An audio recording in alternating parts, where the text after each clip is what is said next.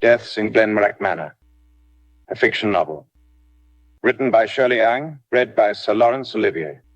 This audiobook was narrated using synthetic voice technology provided by 11 Labs. Chapter 4. The cold night air clung to my skin as I lay awake in the guest chamber, the weight of the case pressing against my chest. Years of private investigations had sharpened my instincts, but I couldn't shake the unease creeping through me. Hours had passed since the Wallace family dinner, and now the mansion stood eerily silent, its grand rooms swallowed by an unsettling stillness. The evening had been tense. Hidden truths had surfaced, tempers had flared, and now Benjamin Wallace was dead, his body discovered in the very library where his family had gathered earlier, staring in shock at the lifeless figure before them.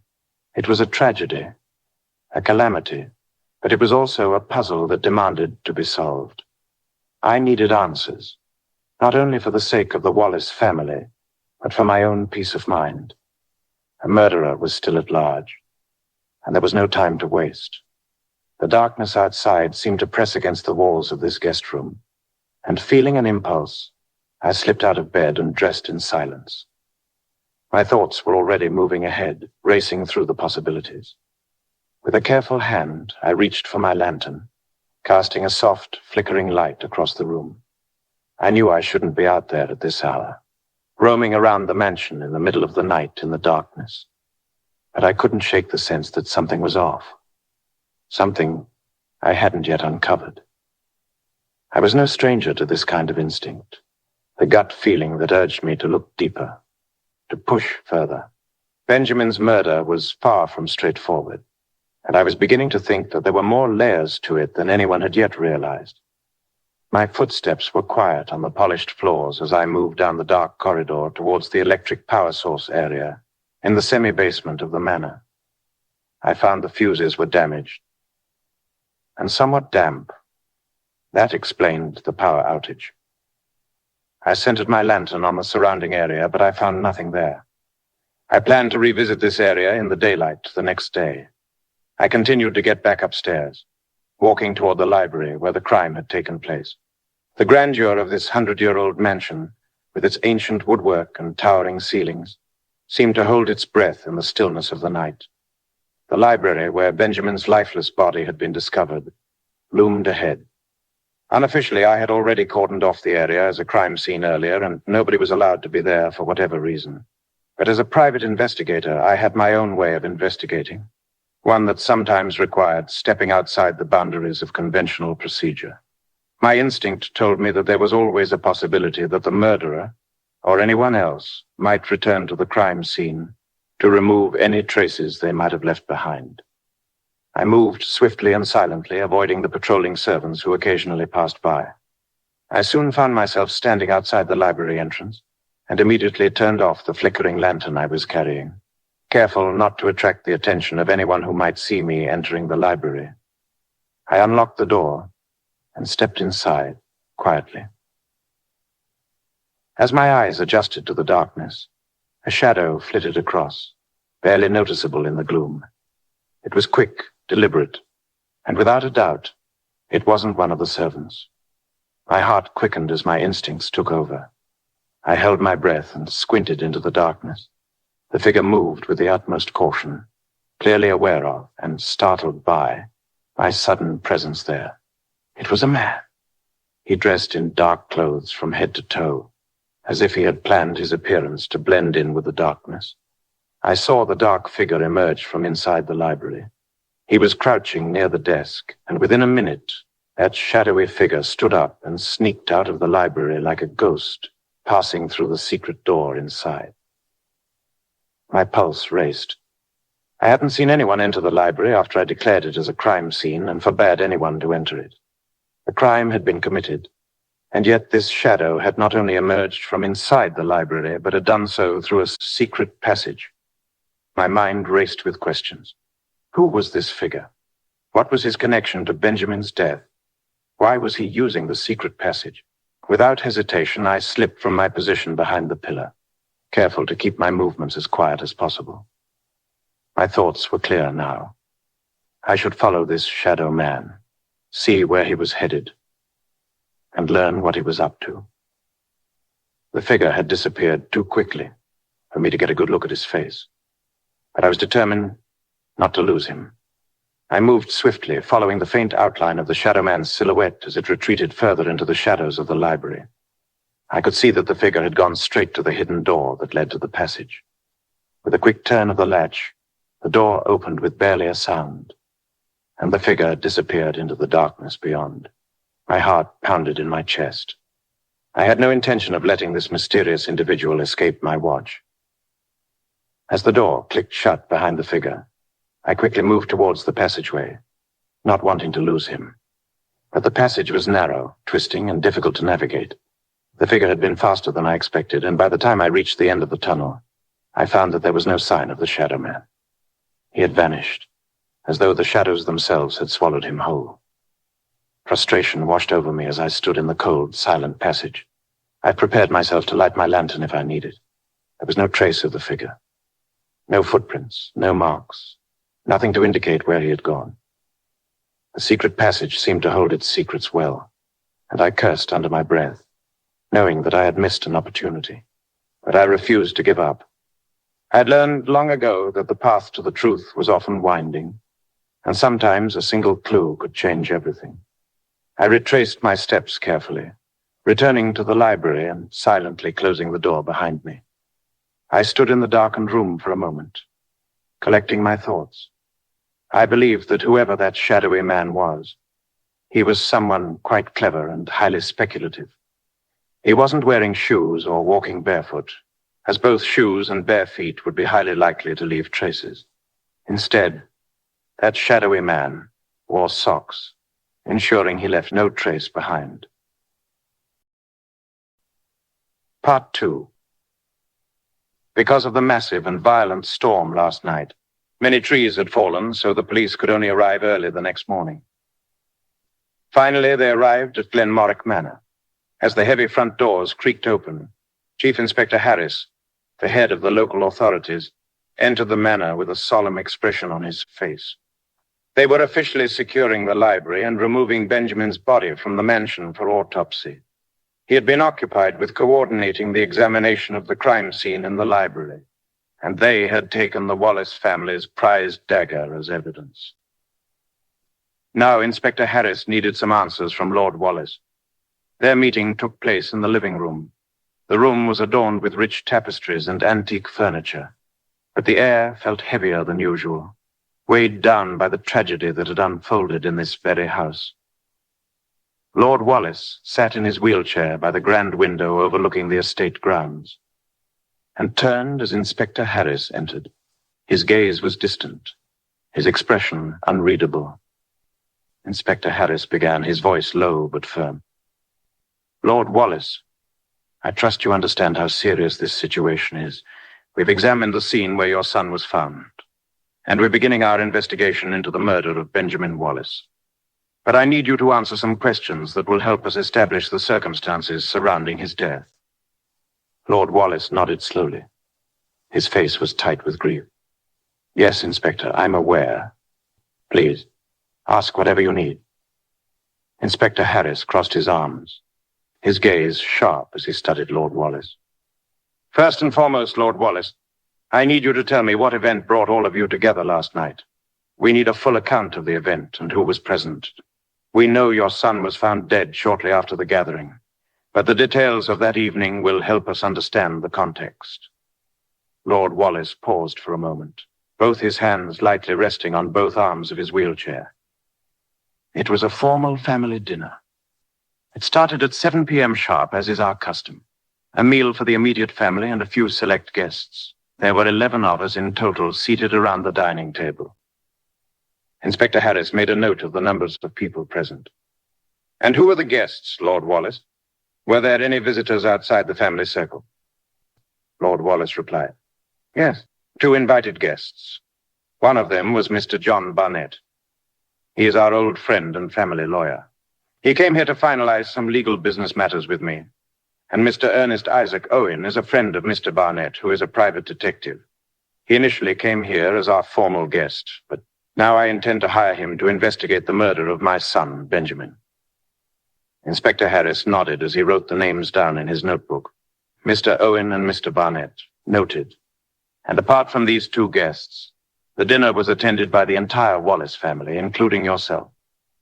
Lord Wallace answered, his eyes briefly flashing with a mix of anxiety and sorrow.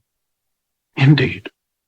"My second son, Robert, Benjamin's younger brother, and Eleanor, my youngest child and only daughter, Lady Gracie Stewart, Benjamin's fiancée, and my nephew, Anthony Wallace, who resides here at the estate with his mother, Lady Lucy Amalia, the widow of my late brother, Edward Wallace. My caregiver, Rosie Taylor, of course, and Emily Scott, Benjamin's personal assistant and accountant. And, of course, Benjamin himself was with us, too." His voice trembled, and there was a deep pain in his sobs when he mentioned Benjamin's name. 11 of us in total, all gathered around the table. "And who managed the service, Lord Wallace? Was there anyone in charge of the staff during the dinner?" Lord Wallace's face tightened at the mention of the staff. "Yes, Mr. Morrison, the family butler. He managed the dinner service as he always did. He has worked for the Wallace family his entire life. He is the son of the Wallace's former butler, and he practically grew up within the Wallace family. We trust him implicitly. The servants under his command were all there to attend to us during the meal. They were efficient, as always." Inspector Harris made more notes in his book, his brow furrowing slightly. "So, as I understand it, the dinner was a formal affair with the family and 2 guests in attendance. The staff under Mr. Morrison served the meal, and after that, it seems, your son Benjamin was found dead in the library." "That's correct," Lord Wallace said, his voice strained. He let out a long sigh. "I can't make sense of it, Benjamin. He was in good spirits. We were all in the same room, chatting, enjoying the meal." Inspector Harris continued, and his tone now more probing. "I need to know, Lord Wallace, was there any particular conversation or event during the dinner that stood out to you? Anything that might have escalated tensions or caused someone to act out of the ordinary?" Lord Wallace's expression shifted slightly as he recalled the evening. "There was some tension between Benjamin and Robert. It was just another argument between brothers. Nothing out of the ordinary." "Nothing to suggest violence?" Inspector Harris asked, his gaze narrowing. "Not at all. Benjamin had his share of disagreements with Robert, but they've been that way for years." "And what about the other guests? Did they interact in any way that seemed unusual? Mr. Owen, the private detective, for example, did he engage in any conversations that seemed out of place?" Lord Wallace shifted uncomfortably at the mention of Mr. Owen's name. "Mr. Owen," he said slowly. "He kept mostly to himself throughout the dinner. His presence last night was more about him observing the family. He's quiet and observant." "And Mr. Barnett, what about him?" the inspector asked, writing more in his notebook. "John Barnett he's been a lawyer and family friend for the Wallaces. I don't think he has any reason to be involved in any conflict. He has known Benjamin for years, and they had a cordial relationship. I don't think there was any ill will there. As I witnessed, he was with us in the music room when one of the servants found Benjamin dead in the library. I personally don't suspect him of being involved in this tragedy." The inspector looked up from his notebook, his eyes scanning Lord Wallace's face for any sign of hesitation. "So, you don't believe any of the guests, or indeed any of your family members, were involved in your son's death?" Lord Wallace's face darkened, and he hesitated for a moment before answering. "I don't want to believe it, Inspector, but I can't ignore the fact that someone was in the library with Benjamin and killed him. I need to know who did this. I need to know why." Inspector Harris gave a sharp nod. "We'll get to the bottom of this, Lord Wallace. I have my men combing through the library and questioning the staff. But I'd like to know once more, was there anything unusual at all during the dinner? Any small detail that might seem insignificant but could provide a clue?" Lord Wallace's gaze drifted to the floor for a moment, his mind racing through the evening's events. "The only thing that stood out was when Benjamin left the table earlier. He seemed anxious, as though something was troubling him, but I thought nothing of it at the time." He excused himself, saying he had a terrible headache. I didn't even know how he ended up being found dead in the library. However, it wouldn't surprise me if he decided to make a stop at the library last night before bed. He often stayed in the library late, reading or sorting through documents. I didn't think it was anything unusual either. Inspector Harris nodded thoughtfully, and no one saw him again after that. Lord Wallace replied quietly. Not until we found him. By then it was too late. The weight of the conversation hung in the air between them, and Inspector Harris gave a slow, deliberate nod. Thank you, Lord Wallace. You've given me much to consider. Please remain available for further questioning should we need it. We'll continue our investigation. Lord Wallace, still reeling from the shock of his son's death, nodded stiffly. Of course, Inspector. I'll cooperate fully. Just please find the truth. And for your information, I officially hired Mr. Owen to investigate the murder of Benjamin. As Inspector Harris left the room, Lord Wallace still stayed there, sitting on his wheelchair by the window, gazing out at the grounds that now felt so far removed from the tragedy inside. His mind swirled with questions, and he couldn't shake the feeling that there was something just beyond his grasp that held the key to his son's death. Part 3. Inspector Harris had spoken to Lord Wallace moments ago, gathering information about the family dinner, but now it was time to speak to me as the one person who had been hired to investigate the murder of Benjamin Wallace.